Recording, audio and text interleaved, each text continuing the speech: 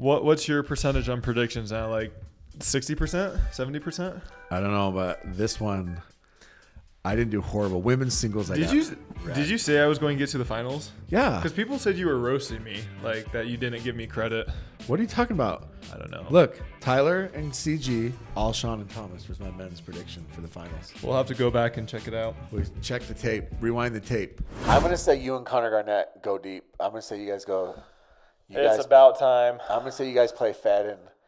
Would you play Fed and Pablo? That would be our next round, yeah. You play Fed and I'm going to say you guys beat. I'm going to say you and Connor go to the freaking semis. I did. Listen, I was hesitant. That's why.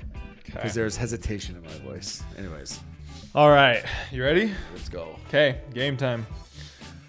Alrighty. Welcome back, everybody, to another episode of King of the Court. I am your host, Tyler Leung, and we got Jimmy decked out in BYU Royal Blue we're ready. gear. Big 12 tournament. Big 12 tournament starting this week. March Madness is coming. Are you ready? Who do you got for it?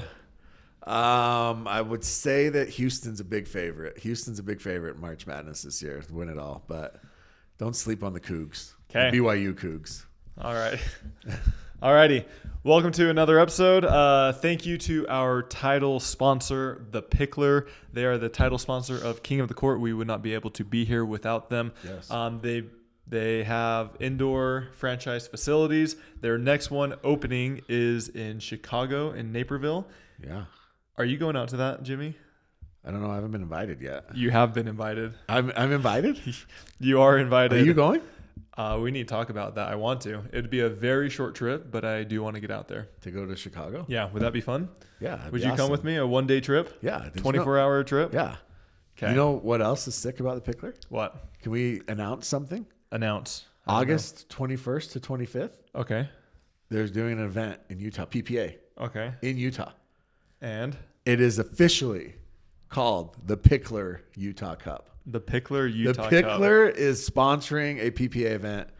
Who would have ever thought? Downtown Salt Lake. Let's go. Literally, like, guys, when we say downtown, we mean it is downtown. It's not Brigham City. Yeah, it's not Brigham City. It's not Sandy. It's not West Valley. It is downtown. The facility is touching the Delta Center. Yeah. Anyways, yeah, thank you to the Pickler. As Jimmy mentioned last time, a lot of the players are starting to get paid out a little bit better money. And so if you are a player or a business person and you are wanting to stay involved in the pickleball scene because you love it so much and you also see the business opportunity, reach out to the Pickler. They're building franchise locations like crazy, and it's a lot of fun to be a part of. Yeah, what a better, like if you're a pro player, where's a better place to invest your money than in a pickleball franchise? And then you can put your name on it, put your stamp on it. Yeah. Right? I mean, yeah. Okay, next is Pickleball Central. We love Pickleball Central. They are the #1 online retailer across in the world. They sell pretty much every single paddle brand. And what's cool with them is we have a code, KOTC, that gives you a massive discount to almost any item on their store. Yeah. Go check them out. They have an incredible return policy. 2 free balls. And with the purchase of a paddle, you get 2 free pickleballs, which is like $10 to $20 worth. Yeah, depending on what ball. Depending on what ball. Those gold-plated ones, you know. Exactly.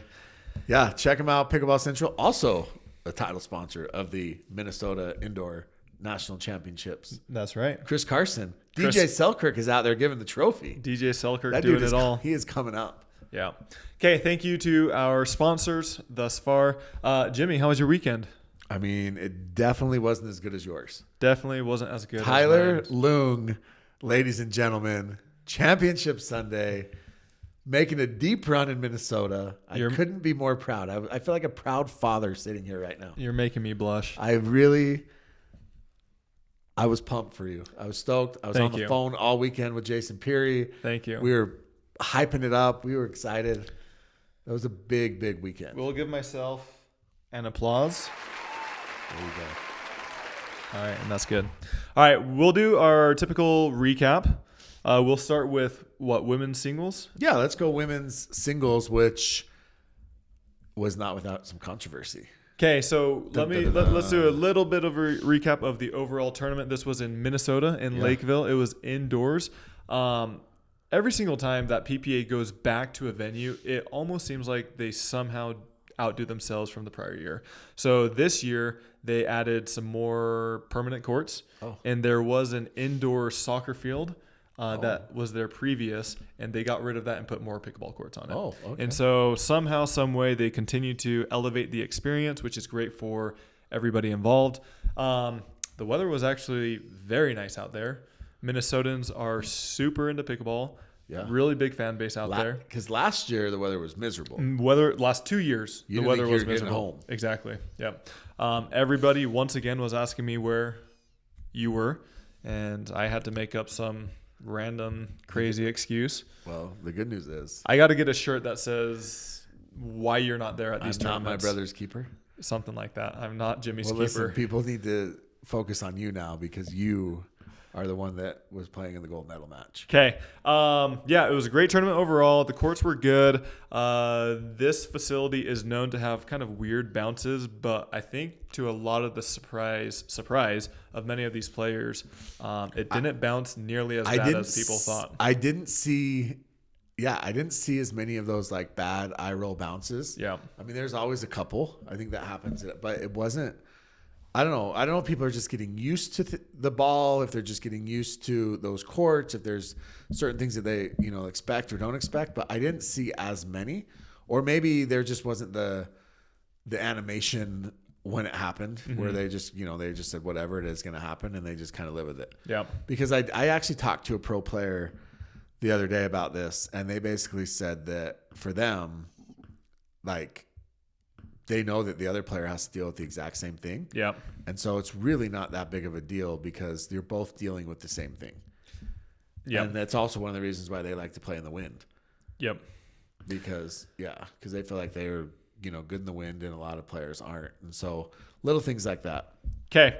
Let's get on to, we'll start with women's singles. So I cut you off a little bit before. What were you saying? So women's singles, I would say there's really two big matches in women's singles. There was Paris Todd coming back from down 9-1 against Leah Jansen. And this was a semi or quarter? It was a quarter. Okay. Now, I predicted Leah would win this. I thought it was setting up really nicely for her. And she ended up going up on Paris 9-1 in the third. And Paris fought all the way back and ended up beating Leah. Was it 11? I think it was 11-9. Okay. Leah obviously has all the talent in the world. Just one of those things where Paris just stayed in it and just point after point after point. She just grinded. Mm-hmm. So that was really impressive. And so fast forward now to the finals, and Paris is playing Salome. Mm-hmm. Who Salome beat Catherine. For the second time. In the semis. Yeah. So 14-12 in the third. 14-12. Yeah. So Salome, again, in the third, goes up on Paris 9-0. Mm-hmm. And she's rolling. And Paris, I think, kind of channeled that match against Leah. And Paris did this in doubles, too, where they were down big. Her and Tyra were down big in a couple matches. Uh-huh. Anyway, she channeled that kind of, and she just started grinding and just point after point after point. So she gets it to 9-9. Mm-hmm. And then Salome hits a ball a little bit deep, and Paris immediately calls it out. So you just said a little bit deep. Replay confirms it was not deep. It was in the court. Okay. Now, here's the thing. Salome is known. So she's pulling a reverse Uno. Yeah, exactly. Because Salome is known, like, let's just call it what it is. We keep it 100. Salome is known for hooking people. She's known for bad line calls. She's got a bad reputation. It is what it is. Whether it's, it's definitely warranted at this point, but whether it's blatant or not remains to be seen. But Salome has a bad rep. Okay. So there's line judges that Salome had requested. Mm-hmm. And I don't know if that's for her to like. Salome requested those? Yes. Salome requested the line judges. Yep. So I don't know if that's for her to like repair her reputation and say, look, put line judges. I don't care. But Salome had requested the line judges. So now we have line judges all over. Alan Roman standing back there with his hands behind his back. It's a big deal. And Salome, so it's 9-9, hits one deep. Paris calls it out. Replay clearly showed it was in. And I'm not even like, look, I get it. Singles, it's really hard to call your own lines, but it was clearly in. Okay. So that one, there's no challenges, no anything.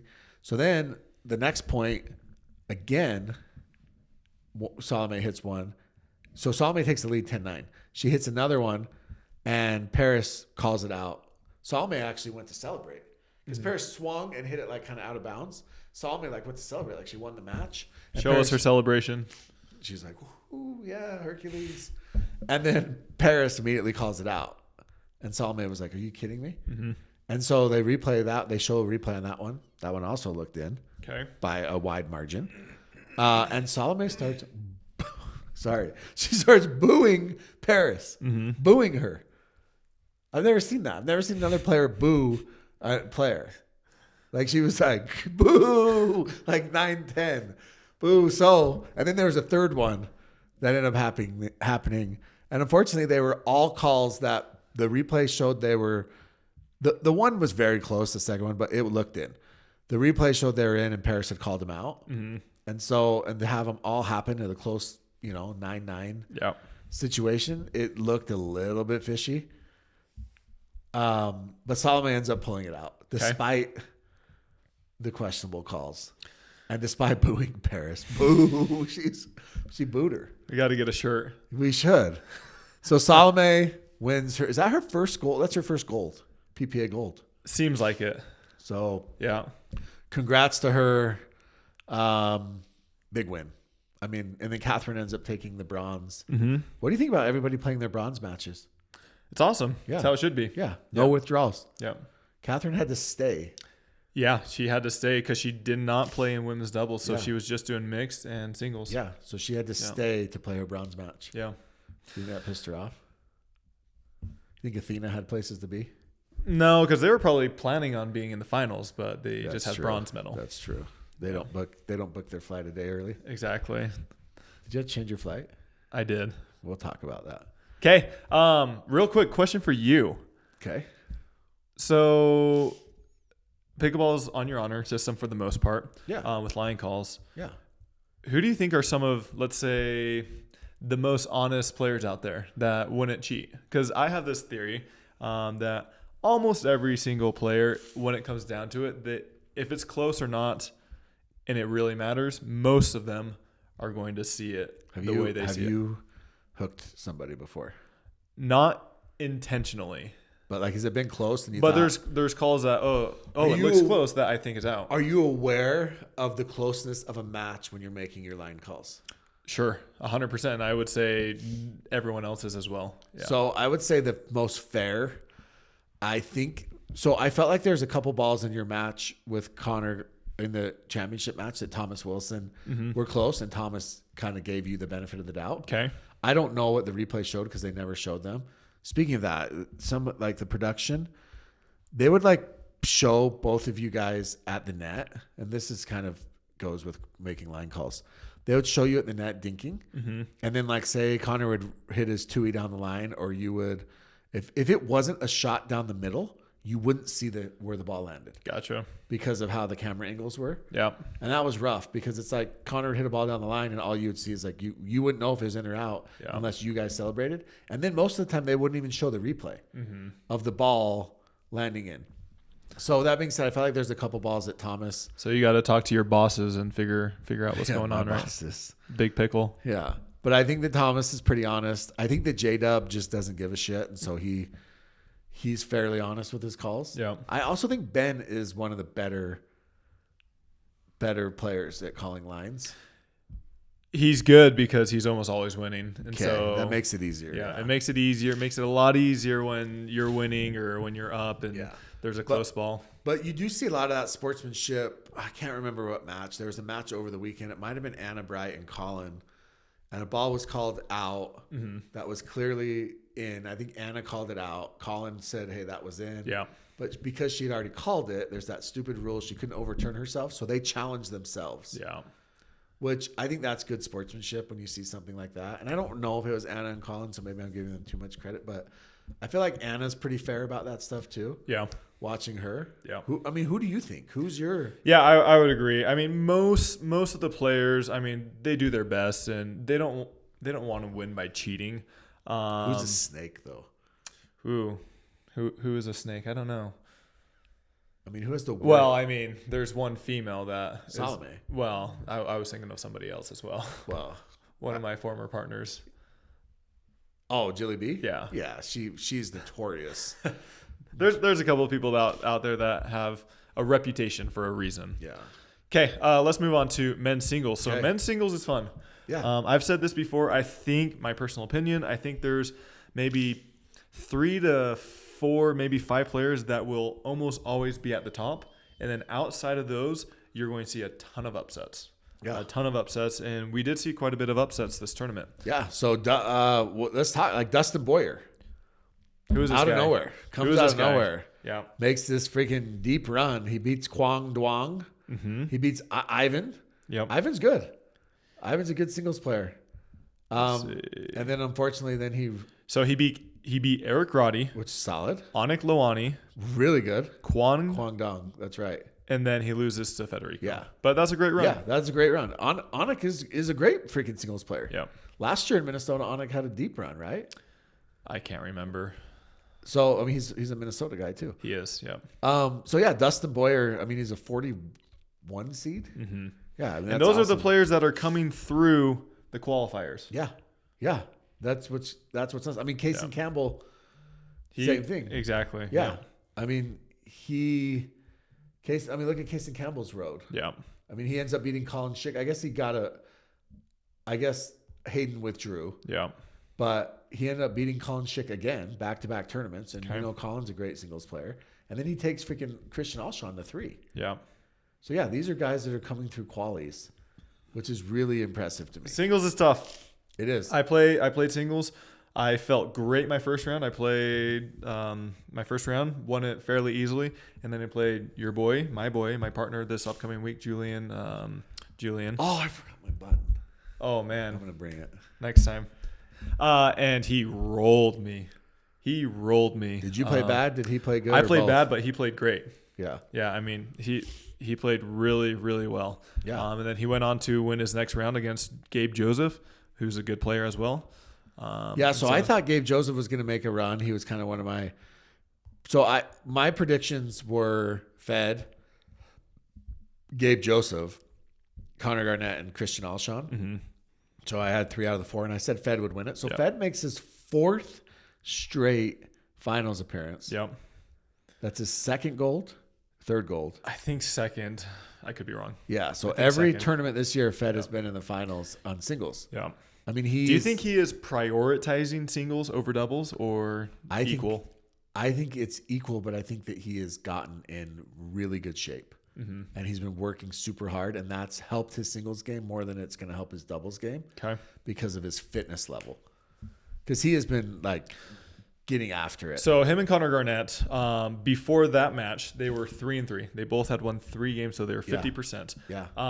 And I was watching this from the plane, and Connor won the first game 11-4. Yeah. And then he was up pretty big, 8-1 or something like that in the second. And I was texting this person that was watching it. I'm like, hey, congrats to Connor. He's playing great. And they're like, yeah, he's playing awesome. And then all of a sudden the live stream goes down for me on the plane. And then I don't know what happened. And apparently Federico came back. Yeah. Came back, and not only come back, Connor could never stop the bleeding. And it rolled into game 3. Yeah. Yeah. Fed. I mean, dude, he's a monster at singles. I think that he is closing the gap on Ben very, very quickly. Yes, I would agree. I would say there's a lot of players that are closing that gap. Yeah. But I think that Fed is, I think that it's clear cut that Fed's the number 2 singles player in the world right now. The thing to me about these guys is there's a lot of heavy hitters. Yeah. But to me, I mean, Connor Garnett, he hits heavy, but it's not one of the heaviest players. Yeah. And same with Federico. Yeah. They're placing these balls. They're being strategic where they're moving, and they're having a lot of success. Neither of their serves are that strong. They're not illegal serving. They're not blasting them. Yeah. But they're still having success. And so to me, that's a little bit interesting. Yeah. But the one thing that you have to, I mean, look at the 4 players. Okay. We have Federico, Connor Garnett, Pablo, and Christian Alshon. Mm-hmm. I mean, I would say that those are 4 of the most athletic players, though. Yeah. Right? They're fast. They're long. You know, they get to everything. Yep. And so I think that I mean, look, all of singles, all the players are Yes. Yeah. athletic. I mean, yeah. Yeah. And I mean, Connor Garnett, again, he got Jack Sock. Yeah. That's 2 times in a row. Do we want to talk about him now or later? We can talk about Jack Sock. So what are your thoughts on Jack? So Jim Kloss, he posted this thing because last time you said that you think Jack would go number 2. I do. If in the you're MLB signing, draft. if you're signing a 3-year deal, I think based off of potential eyeballs, right? You know what you've seen out of him. I think that he's going to go. I think that he's going to go number 2. Okay. I still think. You that. still think that? I still think that. Okay. Yeah, I think that. So I get where you're coming from, especially in terms of publicity and exposure and everything like that. I mean, that has to be taken into account. yes, but and then I guess if you're looking at a ceiling, we don't know a ceiling. Exactly. So that's a lot to play in. But if you're going on current results, for me, the people who are drafted in the first round, they should be well-versed. They should be singles, doubles, and mixed, which he is. Yeah. But they should also be able to carry different types of people, which Ben has proved time and time again. Jack Sock, we haven't seen him play with anybody else other than Annalie and Catherine. How does he play with other girls and he that aren't at the top? Had a ton of success with Catherine. Exactly. Yeah. So that's where... I don't disagree with that. But do you take him over? I mean, you look at him and Riley. It's not like Riley is, JW. I mean, JW. Yeah, JW is very possible. The problem with JW is he's kind of, because he's playing APPs and because of this whole contract dispute, he's like an out of sight, out of mind right now type. Yeah, of thing. With JW, it's. I mean, he's a great player, but he also doesn't take over in mixed doubles. Well, he also only plays with Georgia. Yeah.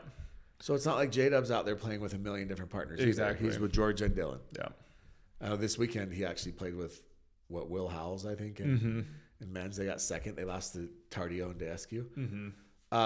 But again, I don't know. Like, I don't know who you take in that 2 spot, because I do think it's Ben and everybody else. Yeah. I mean, is Fed working his way into the top 5 conversation? He's good, but once again, we haven't seen him ever play with somebody outside of Pablo. Yeah, and he had Tyson last year, and he wasn't great in. So that's my holdup with a lot of these players is, hey, I'd like to see you guys play with 3 or 4 different partners. How do you guys do there? Because when you play with somebody in the top 5, top 10, even top 15, it's fairly easy to have decent results. But as soon as you start playing with somebody in the 15 to 30, how does that hold up? Yeah. So I don't know. Who is that number? I mean, those are my reserves. Yeah. So, I mean, I think that number 2 is going to be a toss-up between like Riley and Jack. Now, the thing is like a guy like Al Tylis loves Riley, so it wouldn't shock me if Al Tylis bids big and takes Riley at that number 2 pick. Well, we can talk about Riley later, but I mean, his whole situation is pretty interesting as well. And what will it be in the next year? Like his attitude, is he going to stay motivated? Is he going to continue to improve? And is he going to be able to like stay sharp because he's not playing a ton? Exactly. So yeah, interesting situation. But yeah, Fed ends up winning another gold. Okay, Fed. Congrats to Fed. That's his 2nd of the year, I think, or maybe his 3rd. I don't know. Fed is good at singles. Just put it that way. Okay. All right, mixed doubles. So let me pull up my mixed doubles predictions real quick. Okay. In mixed doubles, I predicted that Thomas and Viv. Okay. Leia and Hayden. Okay. And then Christian and Tyra. So let's start Thomas and Viv. I mean, they were the 1 seed. No Ben and Annalie. They've been in several finals this year, so it was no surprise. And they had a pretty good draw. Yeah. I mean, they had Rachel Summers and Alex Newman. Alex was rocking the visor.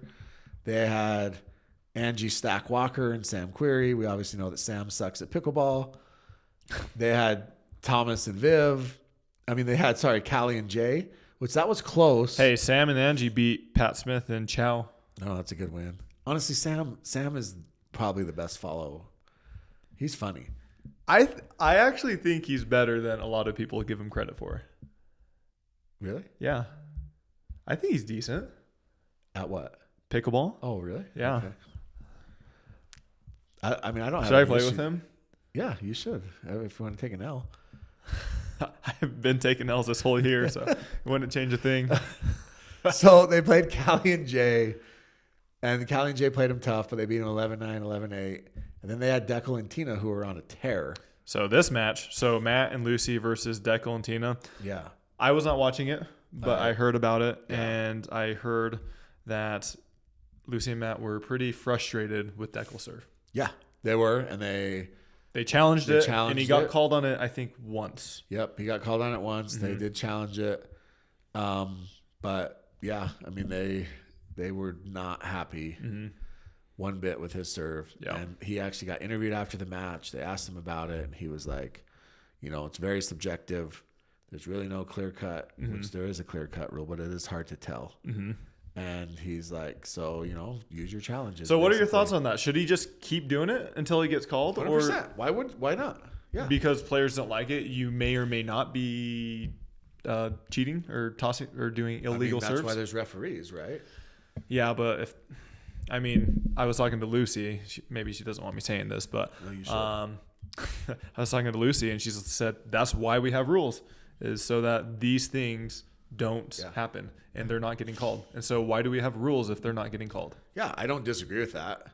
I just think that it's a tough situation because it is very, very subjective and it's very hard to tell. Yeah. And that is true on Deckel's part. Hey, if he's doing the exact same serve for the most part every single time and he's only getting called on it 5% of the time. Yeah. Like, how much does your serve really vary? Yeah. Yeah, I agree. So it's tough. And it's a sticky situation, but I think they need to call it more. I think they're fine with the rules, but they need to call it more. Yeah. And I don't think Lucy's wrong. Like, if you have rules, then let's follow the rules. Yeah. So Deckel and Tina made a deep run. They beat, you beat Matt and Lucy, and then you beat Elise and Connor Garnett. Elise and Connor were up big the first game. Yeah, and they blew it. 7-0. Seems to be a theme for Connor. He did it against Fed too. Coffee is for closers, Connor. Coffee is for closers. And then on the other side of it, we had probably the best mixed match, maybe the best mixed match I've ever seen. Leia and Hayden against Colin and Anna. This is a 2 out of 3 game. 2 out of 3. That lasted 1 hour and 57 minutes. Nuts. For a 2 out of 3 game. So 2 hour match. Maybe we should go to rally scoring. Unbelievable. It went 12-10, 14-12, 13-11. If you have a chance, go back and watch that match. In the third game, so the first game, Colin and Anna, I felt like, even though it was 12-10, I felt like it just didn't ever feel like they were going to lose that game. Mm-hmm. In the second game, they were up pretty big. Hayden and Leia start battling back.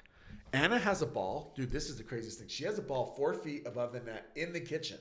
On match point, walks up to the net, and obviously, how many times if you have a ball, a sitter sitting like that, that bounces in the kitchen straight up in the air, is that ball put away? 99 out of 100? Yeah. And Anna just rips it, and Leia out of nowhere freaking digs it and gets it back over, and then they get another overhead, and Leia gets it again. Like, the scrambles at the end of that match in game 2 were all Leia. Yeah. And they just kept fighting off. I think it was 8 match points. And Hayden and Leia somehow pull out game 2. And then in game 3, Hayden went absolutely beast mode. Yeah. And he just took over, and he was hitting his 2-handed backhand down the middle. They were just owning the middle. And obviously Colin and Anna still were in it, right? They fought back. And it was unbelievable. It was fun to watch. You saw Hayden's potential in that match. You saw how good Leia and Anna Bright are on the women's side. You saw, honestly, Colin played well. Colin actually... He's your favorite mixed partner or player, right? Colin? Yeah. No, but Colin is very good at strategy. Give him some credit. He lost in the quarters again with Anna Bright. Give him some credit. Anna Bright, who's been in every single mixed final this year, he plays with her and he loses in the quarters. Give him some credit. So there's no credit to be deserved. Clearly, he's the weak link there. But he was rocking some new glasses. He was. He looked like a freaking tool bag. He looked like he was in 8th grade wood shop. This is Jimmy. He looked like he was in 8th grade wood shop. This is Jimmy. Like, you know how they have you make candlesticks on the lathe when you're in 8th grade? Okay, this is my conspiracy theory. Yes, we're seeing a lot more people wear these safety protective glasses. Rachel Rohrbacher looked like a librarian. People said she looked like Harry Potter. She just looked like she's wearing reading glasses. Well. Yeah, I don't think they were protective. Seriously, she looked like a librarian. Oh, man. Okay, my theory is, and I've said this before, so it shouldn't be a shocker, but I feel like... Get ready. The people that are starting to wear these, I feel like they're getting hit more in the face and their body and everything like that than before. Yeah. Am I wrong?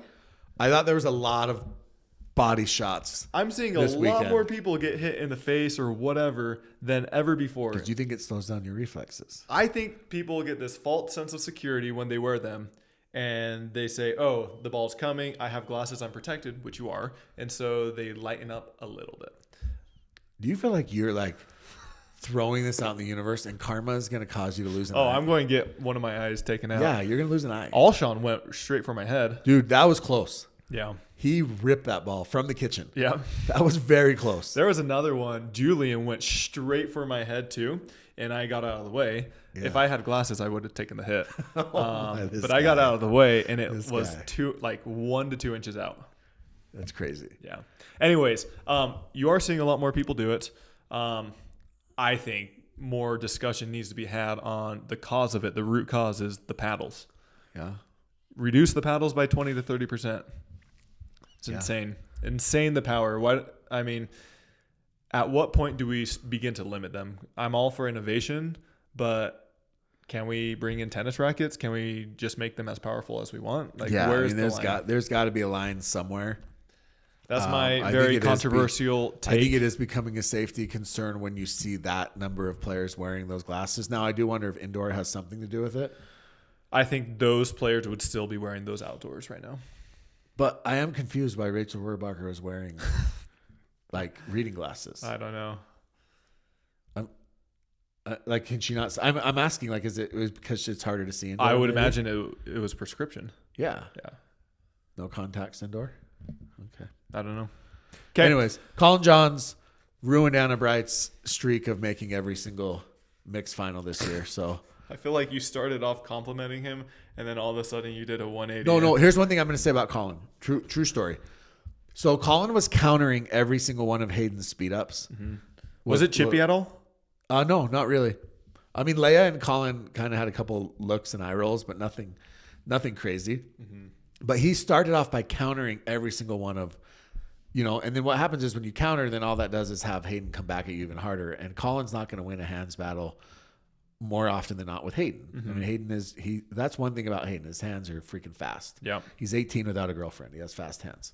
Okay.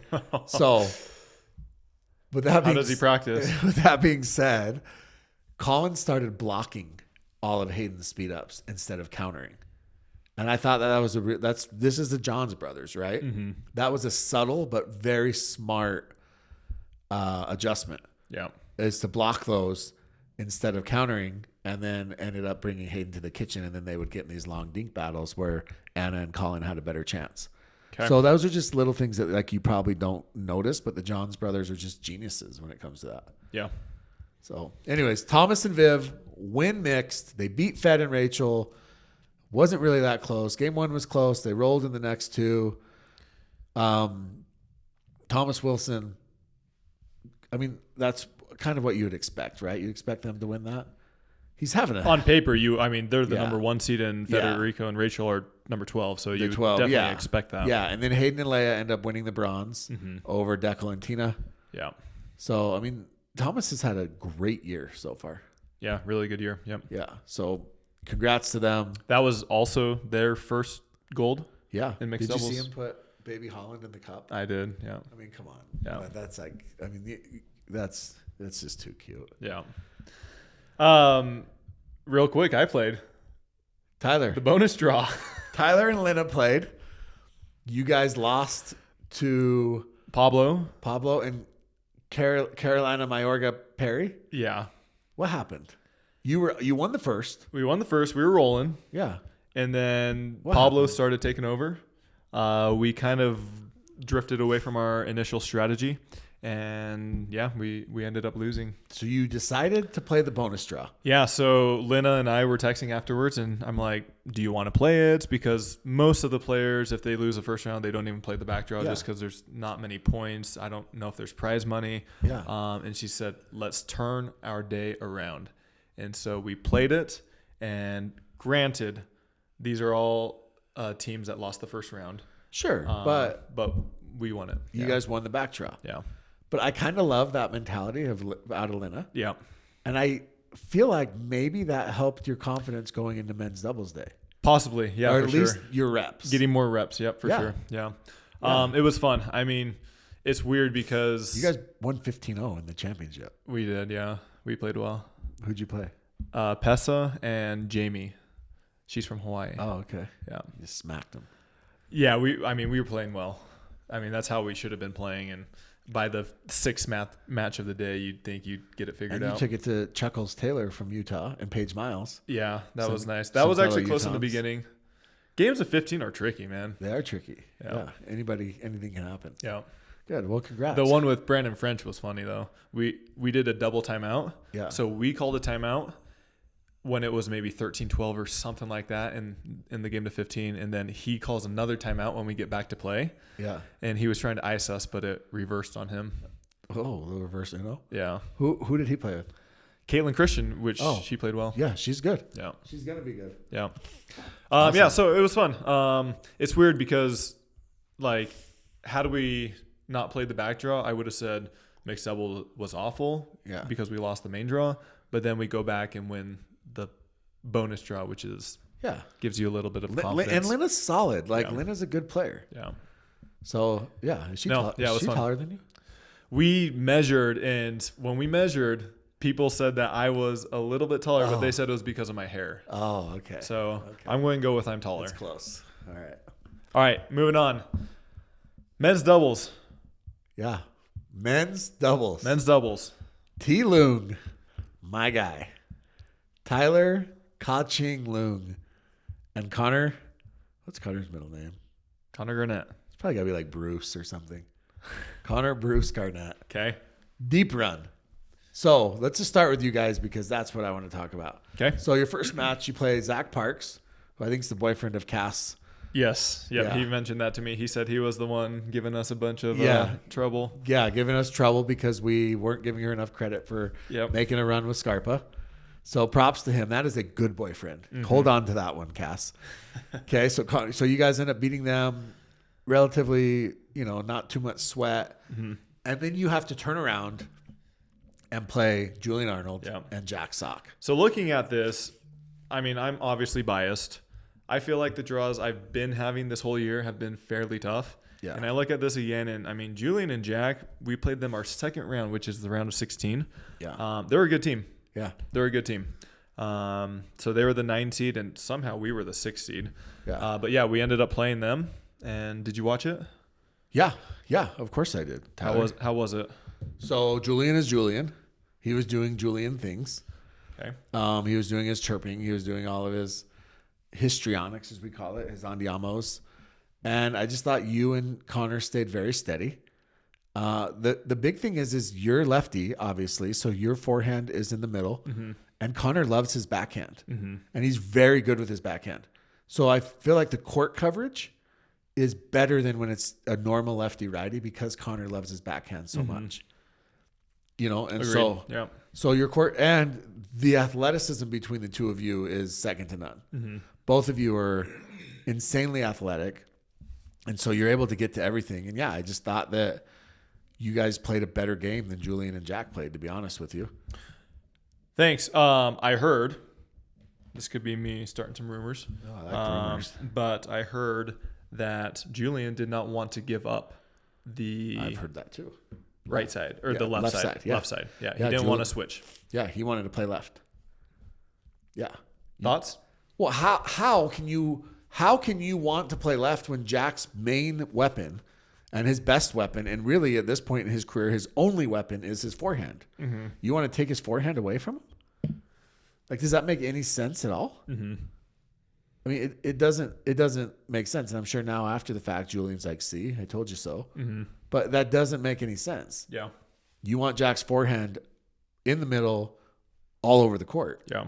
You put him on the right, and he's probably playing out of bounds. He's probably standing out of bounds to get to that forehand. Yeah. So, again, though, going back to it, Jack doesn't have a ton of success in men's doubles. So his forehand is massive, and that's obviously his weapon. And in men's doubles, at least, it's not nearly as effective as it is in mixed doubles or singles yet. Yeah. And so we were able to neutralize that. He did hit a couple winners here and there, but for the most part, we were able to block block his drives back. Yeah. So you guys beat him 11-9, 12-10. Yep. So now you move on and you get Pablo and Fed. Pablo and Fed, which, I mean, Ben Johns, they weren't here. J-Dub, they weren't here as well. Yeah. But I would still say Pablo and Fed are number 2, number 3 out there. Yeah. At least this year. So that was a tough round. We got them in the quarters. Yeah. We came out and we played them. We won the first game 11-8. We were playing great, just kind of steady, dedicated, structured pickleball. And then the second game, they got up kind of big, and then we started making our way back. Yeah. They had, I think I went back and rewatched it, and I think the commentators had like 7 game points. Yeah. And they finally converted. And then that third game was close. I mean, we won 11-9. They actually were up on us, I think 6-4 at the switch, and then we were just battling back and forth. What was the strategy there against Pablo and Fed? Because you have lefty righty now, right? So, yeah, it's lefty righty versus lefty righty. Yeah. So I think for the most part, we were trying to focus on Pablo.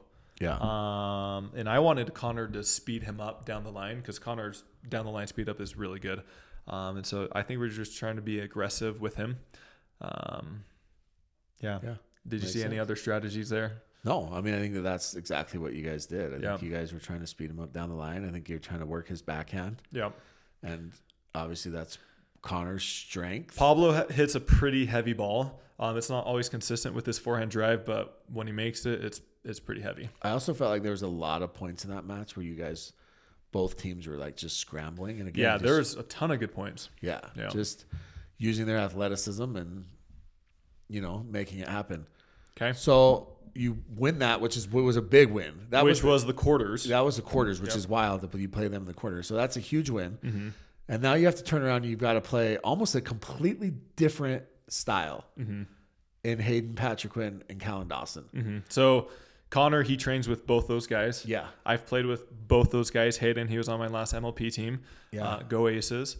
And then I played with Callan for a year and a half.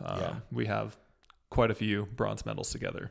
And so we all know each other fairly well. Yeah. And so you kind of knew what was going to happen with that, right? Callan is going to be steady Eddie. He's going to just try and grind out points, and then Hayden's going to stick his paddle where it doesn't belong when he can. Yep. And I just felt like you guys just went so hard at Callan, and you guys were the aggressor, and Hayden never really got a chance to get going. I mean, they went up like 5-0 to start, but then after that, but it was one of those matches, and I obviously I love Hayden and Callan, like I consider them both good friends, but it was one of those matches where I felt like even though you were down 5-0, you guys still were in control. Yeah. And your strategy paid off, and you and Connor were just so aggressive. Yeah. And you guys were firing first, and that neutralized Hayden. And then, Callan's game, that's not Callan's game. So that one, I mean, 11-7, 11-3 is pretty, for a semi, is a pretty big margin. Yeah. Yeah. I'm happy with that play, obviously. Yeah. Yeah. All right. And then on the other side of the bracket, side, so this was the bottom half of the bracket. Now on the other side, we had Colin Johnson, Matt Wright. Yeah. They came in as the 1 seed. Yeah. And I would say they had a pretty favorable draw. I mean, they're the 1 seed, so they technically should be getting a favorable draw. Yeah. So they beat Steve Deacon and Philip Locklear. It actually close. Yeah, 12-10, 11-9. Yeah, and then they ended up playing Retmeyer and Zane. Not the best weekend for Zane. I wonder if his mind is on his wedding. It's coming up. Maybe. Because Are you going out to it? No, I didn't even get invited. I thought you were going to be a best man with Althoff. I thought I was too, but he asked me to come on his pod. I said yes. I do all these things for him. And nothing in return. And literally nothing in return. Nothing in return. Didn't even send me an invite to the wedding. Do you think that's how the Dink treats all the people they work with? I mean, I hope not, but that hurts. Like that. I would have thought better. I feel like Thomas is probably more considerate than Zane. You think? Yeah. He seemed like he wouldn't be. Zane just seems a little selfish as a person. Yeah. Where Thomas, I feel like, is a pretty considerate guy. Gotcha. I don't know. Maybe not. Maybe Thomas is just a freaking cold-blooded snake, too. Okay. Then Colin Johns and Matt. So Christian and Thomas, they came in as the 3rd seed. Dude, they played Colin and Matt. Go watch this match. It wasn't very long. They did not slow a ball down. They did not drop a ball the entire match. They drove and crashed every point, and they just rolled through Colin and Matt. Yeah. Like Matt and Colin had no answer for them. Were they switching Colin and Matt, or were they stacking? They were or playing straight up, or were they? They were playing straight up, and then they tried to stack at one point, and they tried, but there's no answer. Yeah. Like I said, it was 11-4, 11-3, and Christian and Thomas they just rolled. I didn't see this, but Jay and Pat in the quarters played Christian Thomas 11-9 in the third. Yeah, that one was close. Dude, Jay and Pat are back. I've said this before. I'm surprised at the success they've had. Yeah. I didn't think it would go this well, but they've had incredible success this year. Jay's having a good year. He's having a great year. Yeah, Jay's having a really good year. He's loving that new Vulcan paddle. Go check it out, vulcansportinggoods.com, and order it. Use code KOTC. Yeah. Jay's having a solid year. Yeah, I just felt like Christian and Thomas had one strategy, and it was we're gonna freaking hit the ball through you, or we're gonna lose. And so that's what they did. And so we get to the finals, and it's Christian and Thomas against you and Connor. Championship Sunday. You had to change your flight. Yeah, so I placed it. So right after the match, I was able to head out of there. Not a boy. Perfect timing. But it wasn't on my mind. It wasn't? No. You weren't worried about it? Not at all. So they come out, and in the first game, they are driving and crashing. And so I think every single game they played this tournament, they drove and crashed. Yeah. Why change it if it's working? And it seemed like it got you and Connor kind of on your heels a little bit. And that first game was, I think they said on the broadcast, it was 13 minutes long. Yeah, it was like 10 to 15. Yeah. I looked at my watch. Yeah, super quick. But then you guys regrouped. And you and Connor basically, for lack of a better term, you said F it. And we're going to be the aggressors, and we have nothing to lose. Yeah. So you started driving everything. Yep. And Connor started crashing. Because they were every third was going to you. Because they expected you to hit your backhand slice drop. Yeah. Right? So before this, I had a lot of people reaching out. Thank you for the kind words of support. I had Klaus reaching out, giving his advice. Oh, Klaus? Jim Klaus, yep. My guy. And... did he have good advice? Most people were saying, you got to slow it down. You got to slow it down. You got to slow it down. Yeah. Okay. We know we need to slow it down. But when these guys are hitting as hard as they are, which I would say these two are one of the hardest hitters out there on tour, it's a lot harder to slow balls down that are coming 30 to 50% harder than the average ball. Yeah. And so I think we tried to, at least I tell myself I tried to do that in the first game, and we just weren't having success. Yeah. Hitting a drop off of a ball that's coming 50 to 70 miles an hour is a lot more difficult than hitting a drop coming 20 to 40 miles per hour. Sure. So I said, you know what? We have pretty good drives. We're both singles players. Yeah. I'm going to start driving. Yeah. And that's what we did, and it worked. Yeah. And you guys end up winning game 2. We did end up winning game 2, which was great. Yeah. So it's tied 1-1. We enter game 3. So game 3 is 6-6. 6-6. And it was 6-6 for a while. Like I think there was 3 or 4 side outs. Okay. So then you end up driving a ball. They end up catching kind of Thomas on a switch. Oh, no, sorry. Christian went to stick his paddle in, and it goes off his paddle into the net on a ball because Thomas was coming up to the net on a really good drive by you. And then you guys end up scoring another point, and now it's 8-6, and a ball hits the net, trickles over, and Thomas comes running up and dives, Elise Jones style. I recall this specific point. Yes. Do you know what I said to Connor? What? I said, hit him. Yeah. I told Connor to hit him. Yeah, he's laying in the kitchen. Exactly. And all Connor had to do is literally put it over the net. Instead, Connor tries to hit a backhand to the back line just for a winner, and he hits it long. Yeah. Like it was probably his easiest point of the match. It would have made it 9-6 at that point, 9-6-1 with you guys having all the momentum. Yeah.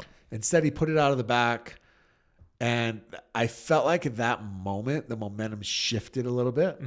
And they were able to come back and win that game 11-9. Yes. Which was huge. Yeah, I made my fair share of mistakes for sure. It just compounded other things, obviously. Yeah, but I agree. I mean, had we gotten that game, everything is different in hindsight, but had we gotten that game, we would have been up 2-1. Yeah. With only needing to win one more game, with all the momentum rolling our way, with our drives, with our crashing working.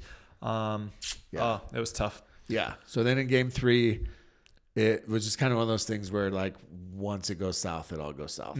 Yeah. And so they end up winning game 4, excuse me. So they end up winning game 4. They win 3-1. Obviously thought you and Connor played really well. But after the match, Thomas says we couldn't. They were better at their drives than we were. Yeah. And it changed our entire game. Yeah. And he specifically mentioned you. Thank you, Thomas. Yeah. So, I mean, moving forward, I think we might see this team again, Thomas and Christian, without. So I've said this before, but we did not have partners for this tournament 3 weeks ago. Yeah. So this was a really last minute thing, and this was our first time playing together. And so hopefully, Do you have any more with Connor? As of this very moment, as I'm recording this, no, but I would imagine we'll get some more in. Yeah. And so I know that this weekend Thomas is playing with Hunter Johnson because Riley's out. But it'd be interesting to see if we see more Thomas and Christian because now that Riley's out as well. Yeah. Because that's a good team. So anyways, congrats on the silver medal. Thank you. I'm a little emotional. It's been a long time. I mean, you've had a rough start to the year. There's no we don't need to sugarcoat it. Yeah. It hasn't been it's been a rough start of the year, but you saw all the things that you've been drilling. You saw all the stuff that you've been working on. And throughout this entire run in men's doubles, you were using it. You were using that freaking two-handed backhand. In fact, I got a couple texts from people saying, Tyler, is that new? Yeah. Adam Stone was you hit a freaking punch volley for a winner, and Adam Stone was like, whoa. He was shocked. Yeah. Backhand punch volley out of the, you were hitting your roll, that little roll that you have. You weren't, it was just stuff that nobody has ever seen out of you before. Yeah. No, I mean, I've said this before, and I don't ever want to disparage my previous partners by any means, but when I feel like I get a good partner that's at my level or higher or anything like that, I feel like I can really play to the best of my ability. Yeah. So that's big. And then Hayden and Callan end up beating Matt and Colin for bronze. Yeah. Matt and Colin, I don't know. That's awesome. Yeah. Congrats. Yeah. So Hayden with double bronze. Connor Garnett with double silvers. Thomas Wilson with double golds. Yep. Not a bad weekend for some guys. Yeah. How was it? Were people liking this? Was it exciting? Yeah, I think more people liked it and they're excited because it's different. Yeah. It's new. I got a couple texts Sunday morning talking about literally that first game, saying that it was already more exciting than a game with Ben and Colin, because there wasn't obviously as much thinking. It's a different style, and Ben and Colin obviously have a place in this game, and they're very good at what they do. But the style is different, and the style is a little bit more exciting. Yeah. So, yeah. Okay, let's try to wrap this up because we have a whole nother portion to talk about. Women's doubles. Lucy Callie came in as the number 1 seed. Yeah, so Lucy and Callie came in as the 1. They end up beating Lina and Leia and Coop and Pisnik, who I had predicted to go deep, but they beat them in the semis, so I'll take that out of Coop and Piz. Okay. And then Rachel and Anna. So Rachel was wearing those librarian glasses. She's getting really good. Really freaking good. What's crazy is her and Anna rolled Tyra and Paris in the first game. And the second game was insanely close. And the second game was like they battled. And Tyra played lights out in that second game, but Rachel and Anna were able to pull it off. So we get to the finals. Rachel and Anna against Callie and Lucy. And it just, again, it felt like the Thomas Wilson, Christian Alshon thing where Rachel and Anna just were not going to slow a ball down. And they were just going hard. And 11-6, 11-5, 11-1 kind of says it all. Yeah. And they just, they were just like, we're more powerful, we're faster. And if you guys can't slow us down, then we're never going to slow it down. Yeah. And that's kind of what they did. So congrats to them on their first gold for them. Yeah. And then Paris and Tyra beat Coop and Pisnik in the bronze game. Yeah.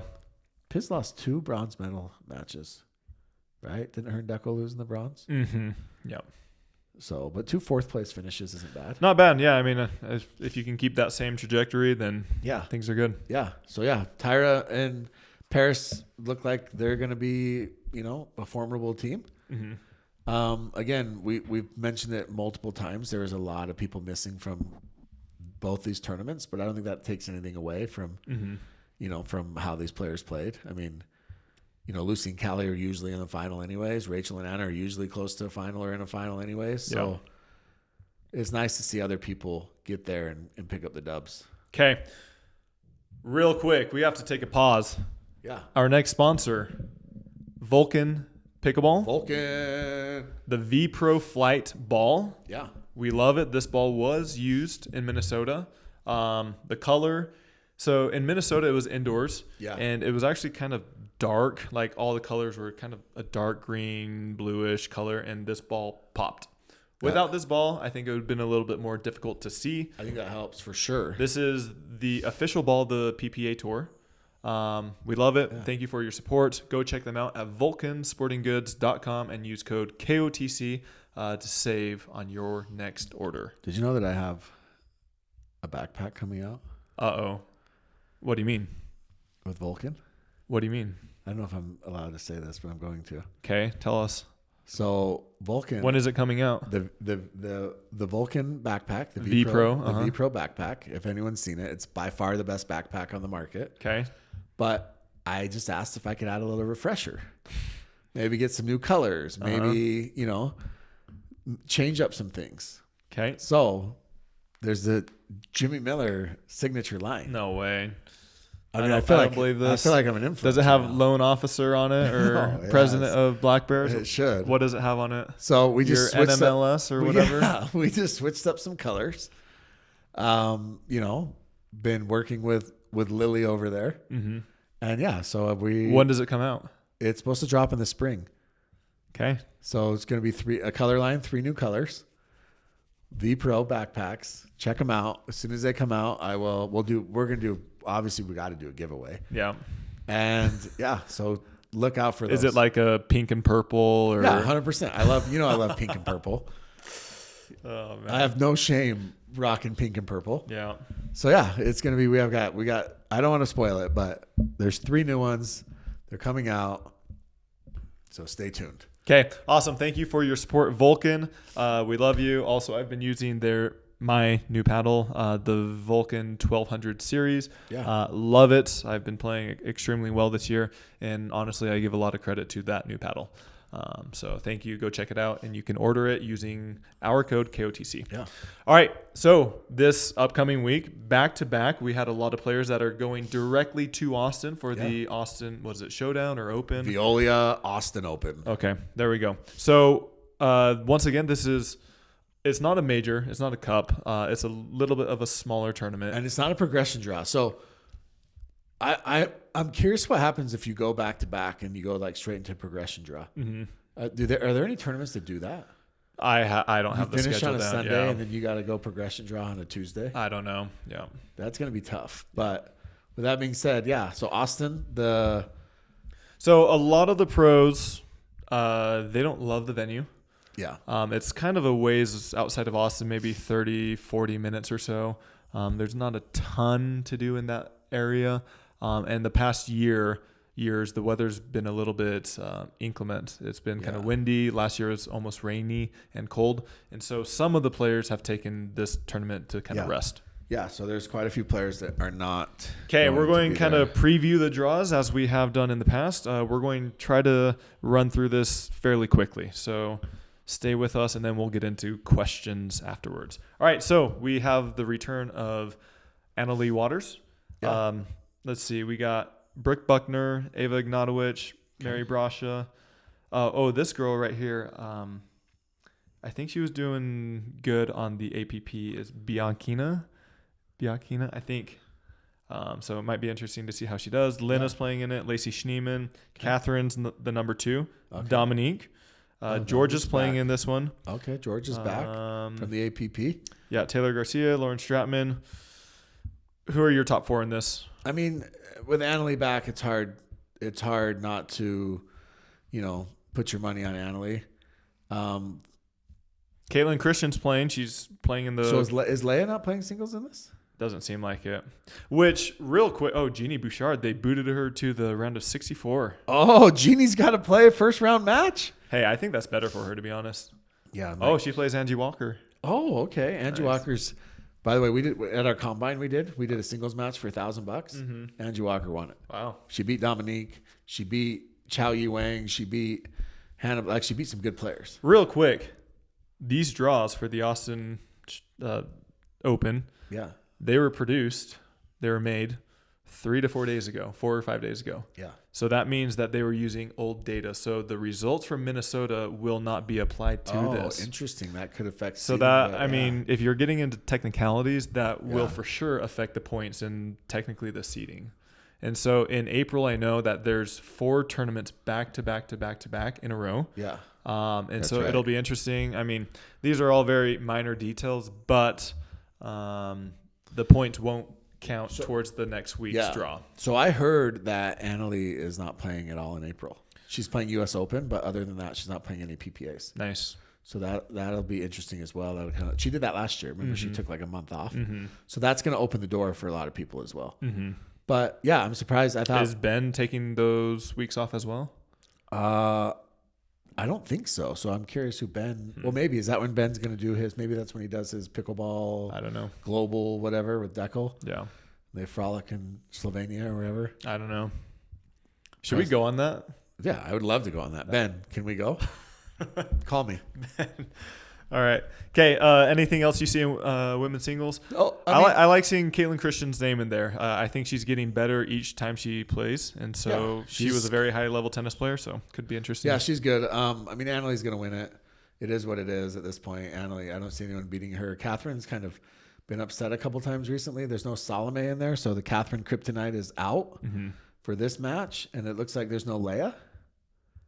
I don't want to rub salt in the wound, but when Salome beat Catherine in Mesa, did you watch that? Yeah. I didn't know how it ended, but apparently it ended with Catherine missing multiple returns in a row. Yeah, like 3. Someone said it was 5. Oh, maybe it's 5. Okay. That'd be tough. Yeah. Yeah. Happens to the best of us. I mean, literally, Catherine is the best, so yeah. happens to the best of I'm us. going to just say we get back to it. Is Mary, no brushes either, huh? No, there were brushes. Oh, there were? What's Mary? The 3? Mary, 3. Okay, I'm going to say Mary. And yeah, I think Mary. Be careful what you say. She may or may not unblock you. She blocked me. I know. Mary. Okay, men's singles. All right. Annalie, Mary, Catherine. There we go. I mean, this is a stacked field. Even at these smaller tournaments. This is huge. That field is massive. Okay. We got Ben Johns. I can't even see the screen. Like, I need Rachel Rohrbacher's glasses to see this. Ben Johns, Anton Goods. Who was he semi or quarters in Minnesota? He lost to Pablo, I think. So quarters. I think it was 16, around 16. Maybe quarters. We got J-Dub Johnson. J-Dub is back. He'll play Kwong. That'll be fun. Duong. Connor Garnett, he's playing. Dude, all on one side of the bracket. Hayden Patrickman signed up. He pulled out last tournament. Yeah, so. he said he got in at like 3 o'clock in the morning. Pablo's playing. And Jack Sock. So on one side of the bracket, so this is just on the top half of the bracket. We have Jack Sock, Pablo Tejas, Hayden Patrickman, Connor Garnett, Kwong Duong, Ben Johns. I mean, that's insane. That's a top heavy bracket. Yeah. All right, bottom. We got Federico. Okay. Ross Whitaker, Gabe Joseph. Okay. Colin Schick, who I am playing into that round, but I am actually pulling out. I kind of re-injured my leg. Tyler in Minnesota does not want any part of Colin Schick. I'd actually like to play him, but that's what he's admitting right now. Exactly. I'm terrified. Then we got Christian Alshon. He'll play Sam Querrey. Rafa Hewitt. Tough match. Rafa Hewitt. Okay. And then Dylan Frazier. Dylan is back. Julian Arnold. Julian Arnold with that new paddle. He's a different singles player. He's not the same. That new Yola paddle? Yeah, he's not the same Volair player. I don't think Yola wants him using that. They don't like they're taking away the paddles. They don't like the rep that he gives them, so he has to buy it. He went to Dick's before the match and bought it. Okay, so it does seem that the top half is maybe a little bit more At this point, it's really hard to bet against Fed. Okay. And anything, and that top half is stacked. So I am really curious who comes out of that top half of the bracket. I mean, that's tough. I mean, Ben Johns played J-Dub in Mesa, and Ben didn't seem to have much issues with him. Now, there's no Tyson and no Jame because they are at Necker Island with Richard Branson. Did they pay the $50,000 to get there? I don't know what they paid to get there, but I'm a little concerned what's happening at that island. Don't ask, don't Wasn't tell. that on a documentary recently? Yeah, exactly. No cell phones allowed. Okay, mixed doubles. You, Tyler Kaching Leung, is playing with one of our favorite people in the history of pickleball. Mm-hmm. My discovery. Don't you take credit for this? Yes, my discovery. Uh-huh. Etta Wright. Okay. Marietta Wright. Okay. Miss BYU Hawaii. That's big. Yeah. So we've played a couple times. We were on the same MLP team. Yeah. And we've done well. We actually beat J-Dub Johnson and his sister, Georgia. Uh-huh. And we also beat Thomas and Vivian at Minnesota last year. So we did well. Yeah. Yeah. Yeah. So I mean, hopefully, fingers crossed. How's your draw? Who do you guys got? Where are we at? So Etta has really low mix points for some reason. Yeah. I mean, we have a tough draw. I mean, our second round, assuming, or if we win our first round, we play into Federico and Rachel, who just took second place. Yeah. So that'll be tough. And then the winner of that plays J-Dub and Georgia, which is most likely, another tough one as well. Yeah. There's no easy rounds anymore. Like I was talking to someone the other day, a pro player, and they were like, there's nothing easy anymore. Even, you even look at the APPs. Yeah. Like from this last weekend, and there's no easy matchups anymore. So Annalie and Ben, Hunter and Paris playing I think this is their first PPA. Yeah, and then Jade Kawamoto and Connor Garnett. Okay. Who, by the way, I put together that partnership. Wow, look at you. I feel like I'm like Chuck Woolery. I'm like the love connection, but like not love, but just like pickleball. Okay. So yeah, I might have set Hayden and Leia are playing again. That's a good one for Hayden. Chow Yi Wang with your boy CJ, Colin Johns. Oh, okay. That'll be interesting. Sorry, Chow Yi, for your first round exit. Oh my gosh. They have a qualifier. So hey, have you seen the video? Did you see the video Sydney Steinecker posted of Colin Johns? I didn't. Had a gallon of milk or like a half gallon of milk. Yeah. And he was like downing it before he went through airport security because he didn't want to waste it. And then he's dipping cookies. Literally downing half gallon quart? I don't know. Okay. All right. What do you think are top four? We got Vivian Thomas playing in this. Lindsay Newman, Rafa Hewitt. Oh, Lindsay, welcome Hurricane, Tyra, and Dylan Frazier.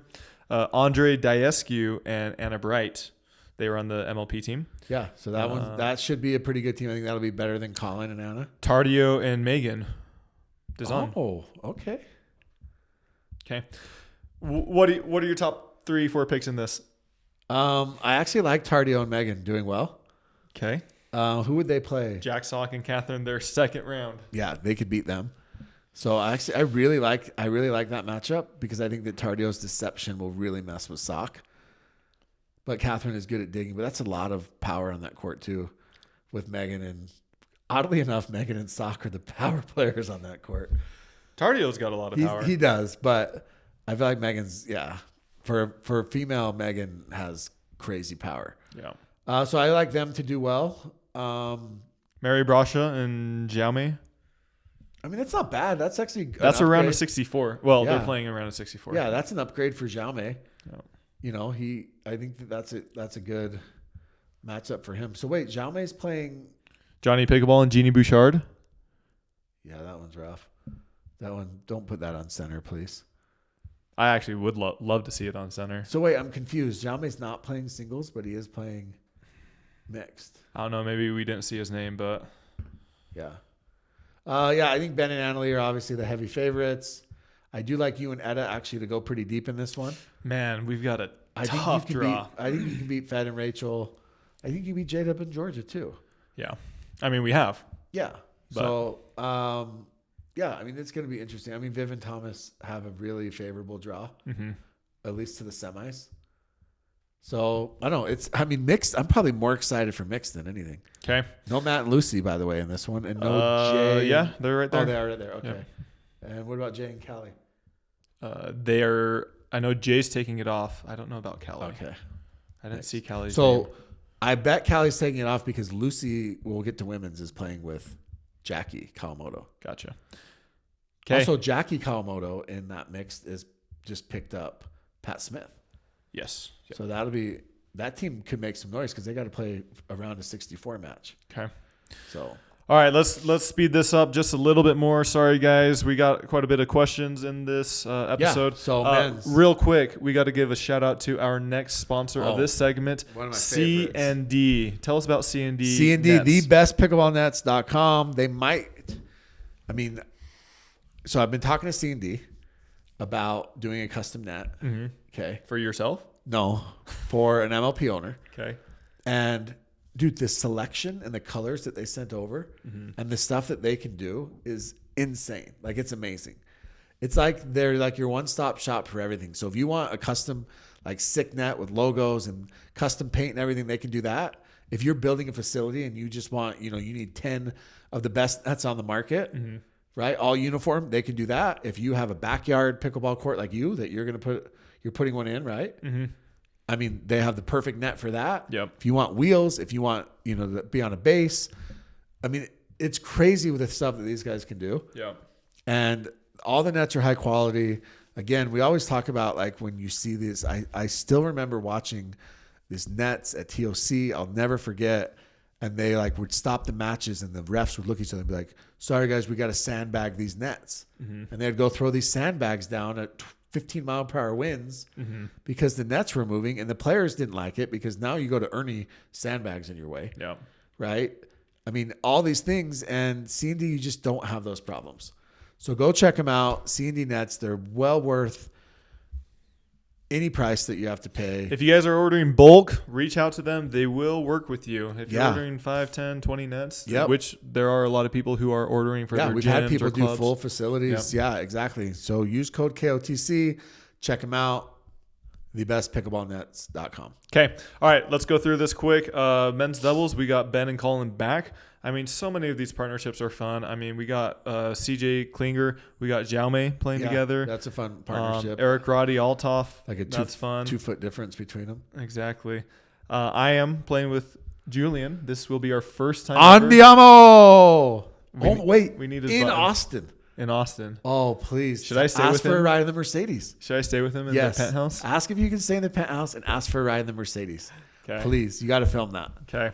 We got Christian Alshon, Zane Navratil, Pablo and Fed. So Christian and Zane played once together before. I think that could be a pretty good partnership. Pablo and Fed, obviously. Connor Garnett is with Patrick Smith. Yeah. Okay. Anik Loani, Alex Newman. J-Dub is back with Dylan. We got Steve Deacon and Kwong this time. By the way, Kwong has the best lob in the game. Really? Yeah. Better than Jackie? Yeah. Jackie freaking top spin lobs and it kicks away from you. Better than Callan's. I love Callan. He's the lob doctor, but Kwong's lobs are by far the best in the game. Who's Augie playing with? Augie Gee? Yeah. He's with Retmeyer, I think. Oh, okay. Okay. Deckel and Tardio. Hunter Johnson, Thomas Wilson. Yeah, so Hunter stepping in because Riley obviously is out now and not playing PPAs, which we've talked about previously. That'll be interesting to see who Thomas plays with moving forward. Yep. Okay. Who's Jack Sock playing with?